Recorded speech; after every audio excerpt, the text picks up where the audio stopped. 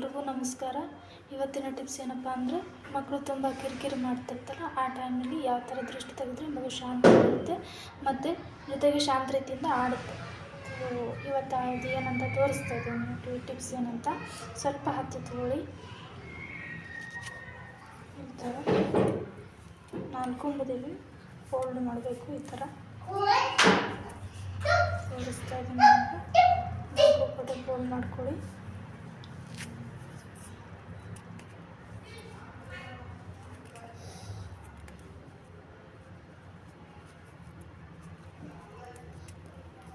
ಈ ಥರ 3 ಗೊಂಬೆಗಳನ್ನ ಮಾಡ್ಕೋಬೇಕಾಗುತ್ತೆ. ನಾವು ತೋರಿಸ್ತೀವಿ. ಈ ಥರ 3 ಗೊಂಬೆಗಳನ್ನ ಮಾಡ್ಕೊಂಡ ನಂತರ ಈ ಮಾಡಿರೋ ಗೊಂಬೆಗಳನ್ನ ಮಗುವಿನ ಮುಖದಿಂದ ಮತ್ತು ಕಾಲಿನವರೆಗೆ 3 ಸತಿ ಎಳೆದೊಗಿಬೇಕು. 2 ಕೈಯಲ್ಲಿ ಹಿಡ್ಕೊಂಡು 3 ಸತಿ ಎಳೆದೊಗಿರಿ. ಮಗುವಿನ ಮುಖದಿಂದ ಕಾಲಿನವರೆಗೆ ಎಳೆದೋಗೋದು. ನಂತರ ಇದನ್ನ ಮ್ಯಾಚ್ ಬಾಕ್ಸ್ ಅಥವಾ ಲೈಟ್ರ್ನಿಂದ ಚೆನ್ನಾಗಿ ಸುಡಿ. ಪೂರ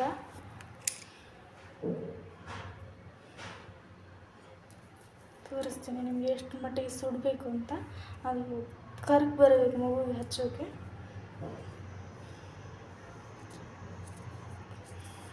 ತೋರಿಸ್ತಾ ಇದ್ದೀನಿ. ಇಷ್ಟು ಸುಡಿ.